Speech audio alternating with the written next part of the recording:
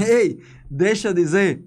Primeiro, vamos chamar a vinheta. Severinho, vai, chama a vinheta do Deixa Quieto.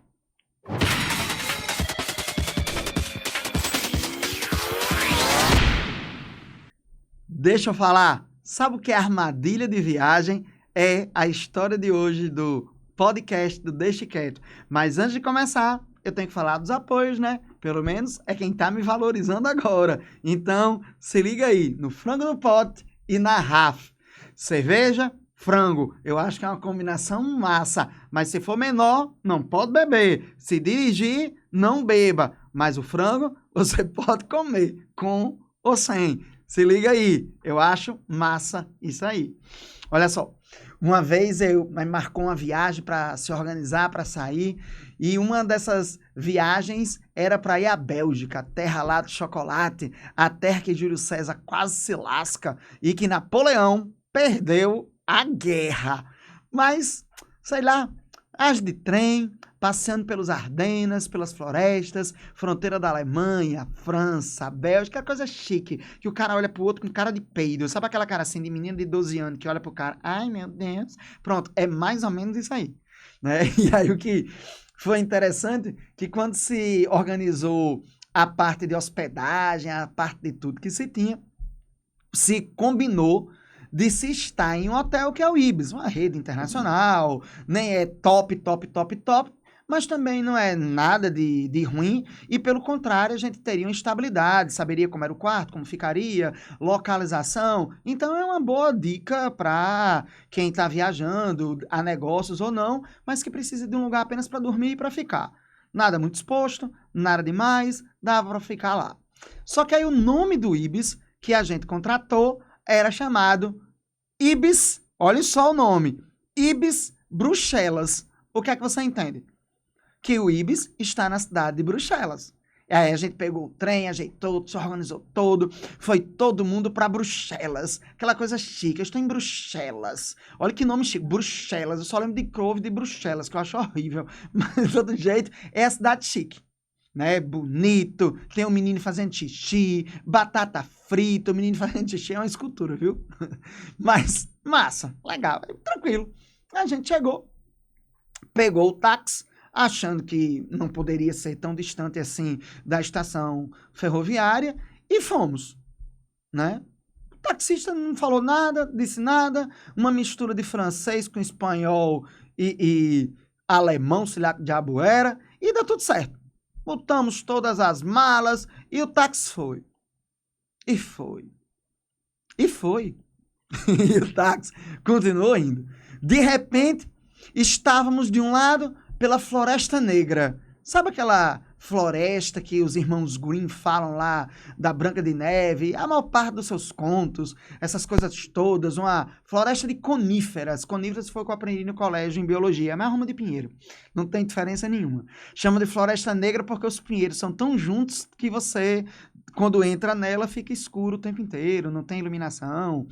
Na história é onde Otávio Augusto perdeu 2 legiões inteiras atacadas pelos povos germânicos que estavam resistindo à invasão francesa, né? Na Primeira Guerra Mundial é por onde os alemães invadiram a Bélgica e ninguém acreditava que os tanques de guerra alemães podiam cruzar uma região montanhosa, podiam cruzar florestas. Até um dia desse ainda se encontrava, pode acreditar, objetos do antigo Império Romano e dos combates da Segunda Guerra Mundial, da Primeira Guerra. Então é um local muito icônico, né? Você tem até passeios turísticos por lá, a galera hoje em dia faz camping, você tem estradas e você tem passeios, caminhadas pela floresta, com hotéis, resorts, uma coisa assim bem chique. Mas eu não fui para nada disso, não. Eu só queria ir para Bruxelas. Era só o que eu queria. Mas o táxi foi margeando essa floresta. De repente a gente pegou uma série de estradas, como se fossem as BRs daqui, gigantescas, com a ruma de faixa, e foi. E aí o taxímetro foi aumentando. E o taxímetro foi aumentando. E a gente não chegou. Não chegava em Bruxelas. E eu disse, meu Deus, a gente não estava nesse hotel já em Bruxelas, não. Né? Quando se perguntou ao taxista, acredite, o taxista, na maior tranquilidade e equilíbrio de um europeu, mentira isso, mas ele foi muito educado e equilibrado, olhou e disse, monsieur, viver é caro. Porque eu tinha perguntado, né, se ainda estava muito longe, porque o taxímetro lá já tinha dado mais de 120 euros. Né? A gente estava acostumado a pagar 10, 6, 8, 7. E eu disse, meu Deus do céu. E agora, de repente, ele chegou e disse, chegamos. E quando eu olhei, parecia mais um condomínio fechado. Sabe aqueles condomínios fechados, assim, bem chique, com aqueles carros bonitos, umas casas, assim, de novo rico, que na frente colocam um templo grego para dizer que tem dinheiro, sem nem saber o que diabo é? Mais ou menos essas coisas, assim, estéticas forçadas, assim, mas... E quando chegou, ele disse, chegamos, estamos em Waterloo. E o nome foi esse, viu? Waterloo. E eu, como assim Waterloo? O Ibis não era em Bruxelas? Aí ele olhou e disse, o Ibis...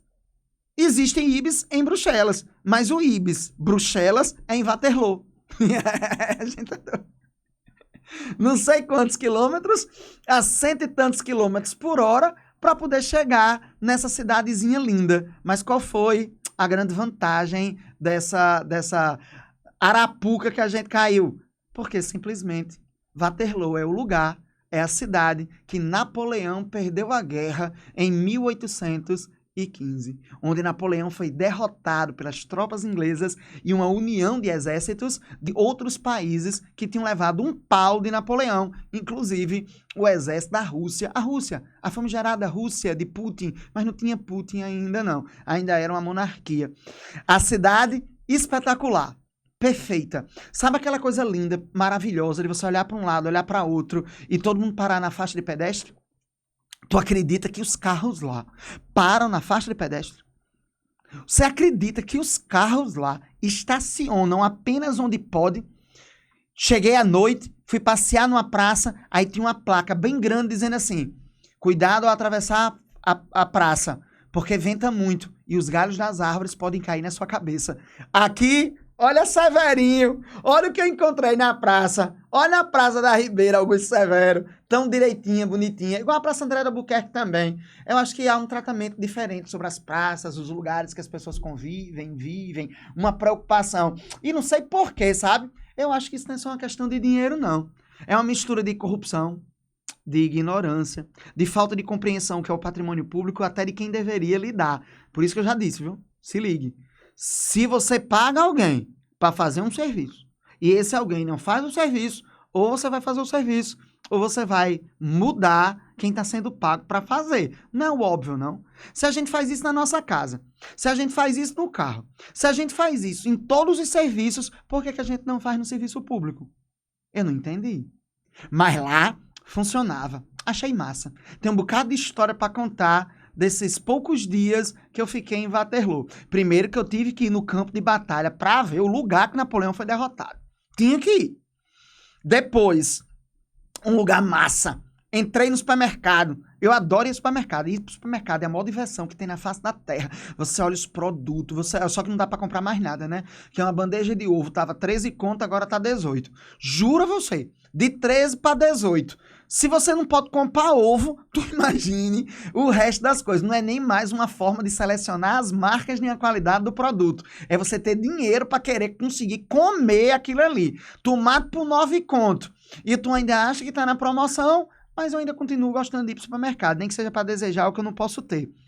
É porque desejo só vem do que a gente não tem, né? Mas eu nem tenho, nem posso ter. Mas não tem não. Quando o podcast... Tem nada não. Quando o podcast ficar bem famoso, eu só vou olhar com cara de peido pro povo e digo... eu só exijo agora. Mas enquanto não acontece, eu vou lá pro supermercado só pra passear. E quando eu cheguei lá em Waterloo, eu fiz a mesma coisa. Rapaz, cheguei no supermercado, achei a coisa linda, perfeita, tinha tudo no mundo. Só que eu não ia comprar, eu só queria passear, né? Quando eu olhei, vi o que tinha de fruta, de legumes, como era a organização das coisas, coisa de gente doida. E aí eu vim embora, né? Só teve um problema. Quando a gente veio embora, quando eu vim embora, não tinha por onde sair. É uma lógica. Eles entendem que a partir do momento que você vai a um supermercado, você vai porque você precisa de algum produto. E ele não concebe a ideia dele não ter aquele produto. Até porque eu vi 1 milhão de marcas diferentes da mesma coisa. Eu nunca fiquei tão assim, eita, dá pra comprar tudo isso. Sabe aquela mentalidade capitalista, consumista, que você descarrega suas frustrações? Mas eu não comprei, mas também não tinha pra onde sair. Fiquei com vergonha de dizer que estava só dando uma volta no supermercado e alguém me mandar me internar. E seria difícil eu sair da Bélgica para o Brasil como doido. E aí, o que foi que eu fiz?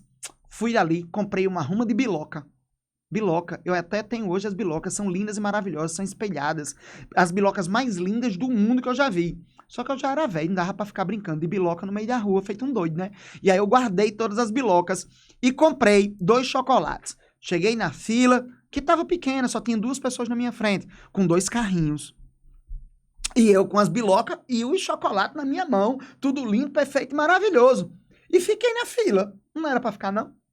Mas, rapaz, quando a primeira pessoa que estava já passando as contas no caixa me viu segurando os chocolates e as bilocas, me pediu desculpa em inglês, francês e italiano, deu até escorregadinha em espanhol, porque ele olhou pra minha cara e disse assim, esse daqui é latino, lá das terras dos trópicos, e disse, por favor, o senhor pode passar, e pediu tanta desculpa, só que eu não queria passar. Eu queria continuar na fila, porque eu estava curiando as compras da senhorinha que estava na minha frente. Acredite. Mas criou um mal-estar entre a senhorinha, a pessoa e o caixa, porque eu tinha que passar simplesmente pelo fato de eu estar com poucas compras na minha mão e eu tinha que passar. E tinha que passar o mais rápido possível. E aí eu passei. Essa é uma das histórias que aconteceu em Waterloo. Tem outras, mas eu vou contar mais uma. Aguenta a mão aí. Quando veio-se embora, vamos voltar de trem, não vamos voltar de táxi, o que era óbvio, né? E aí eu cheguei na estação de trem que não tinha ninguém. Só era eu e a estação. Não tinha ninguém nem para pegar o bilhete. Mas a questão não era essa. Tem outras histórias para contar sobre essas impressões. Mas uma coisa que me chocou é que na parede dessa estação ferroviária tinha foto de mais de 20 crianças. O cartaz dizia que todas elas tinham desaparecido entre os anos 80 e os anos 90. E quase o microfone cai para quem tá vendo. Não tô nem aí. É improvisado mesmo, sai na hora. Não tem nem edição esse negócio. E aí tinha a foto dessas crianças e do lado havia a foto de como elas deveriam ser na fase adulta, que seria aquele momento que eu tava vendo. Me deu uma angústia muito grande, me deu uma situação assim, porra, e os pais dessas crianças? O que aconteceu com essas crianças? Coisa de historiador. Eu já olhei aquelas imagens, olhei as fotografias das crianças e já fiz essa reflexão. Será que isso só acontece na Bélgica? Será que só acontece na Europa? Aqui em Natal eu nunca vi. No Brasil eu nunca vi. E olha que eu já andei um bocado pelas terras brasileiras, viu? Será que nós não temos desaparecidos? O que será que acontece com essas crianças que desaparecem? Como será que as famílias lidam? O que aconteceu com elas? Como aconteceu? E tudo isso me chocou muito. Eu voltei de trem pela floresta dos Ardenas, pensando sobre as crianças e sobre a furada da terra que Napoleão perdeu a guerra. Deixa quieto.